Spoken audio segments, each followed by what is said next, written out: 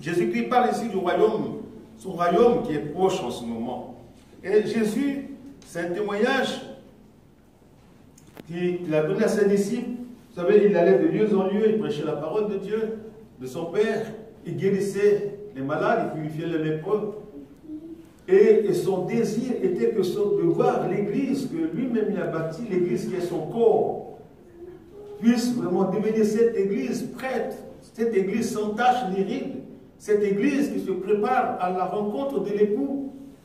Comprenez bien, mes frères et sœurs, l'Église, ce n'est pas seulement les chaises sur lesquelles nous sommes confortablement assis, mais l'Église, c'est le corps de Christ.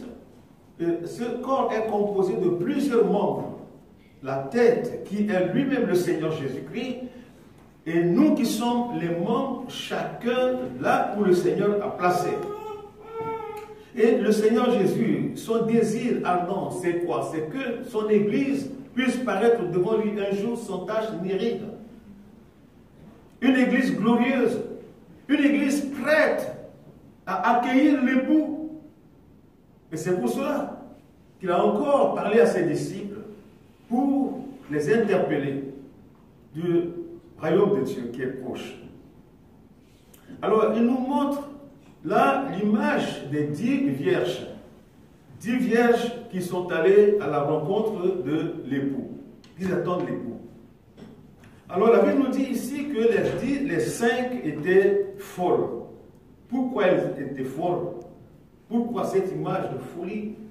Parce que la Bible nous dit que les folles, ils avaient aussi chacune une lampe, mais ils n'avaient pas pris de l'huile à côté de leur lampe.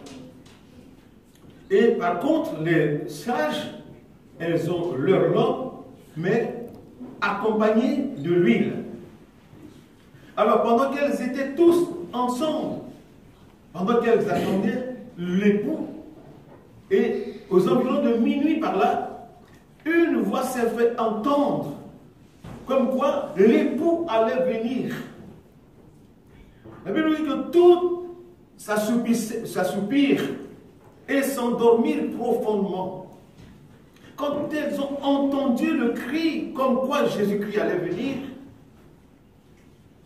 tous se sont mis debout, elles se sont préparées pour rencontrer le Dieu. Mais le drame que nous allons voir ici dans la parole de Dieu, c'est que les 5 folles qui n'avaient pas pris leur huile ne vont pas rentrer dans la salle de noces avec lui. Dans cette parabole, Dieu nous montre que ces 10 vierges, c'est l'Église. Vous savez, dans l'Église, ce n'est pas tout le monde qui vient au Seigneur de tout cœur. Il y a ceux-là qui viennent de tout cœur, et il y a ceux-là aussi qui viennent comme des curieux.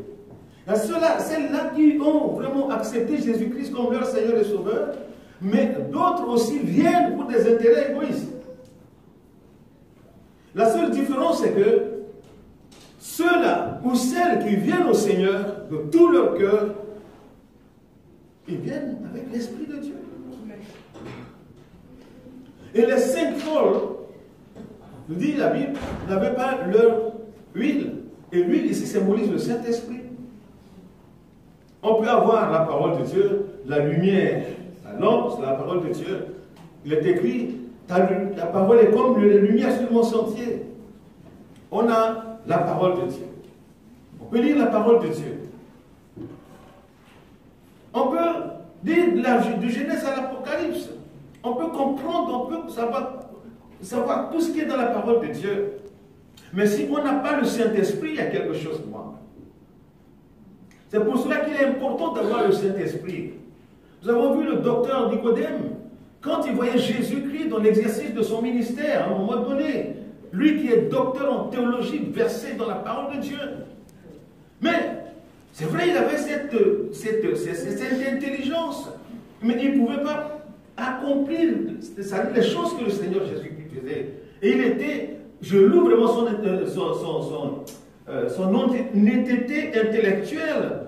Il est allé voir Jésus pour demander à Jésus, c'est vrai, je sais que ce que tu fais, si Dieu n'était pas avec vous, avec toi, tu ne le ferais pas.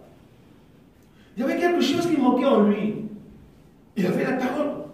Mais le Saint-Esprit n'y est pas. Vous savez que c'est le Saint-Esprit qui témoigne dans notre esprit que nous sommes enfants de Dieu. Amen.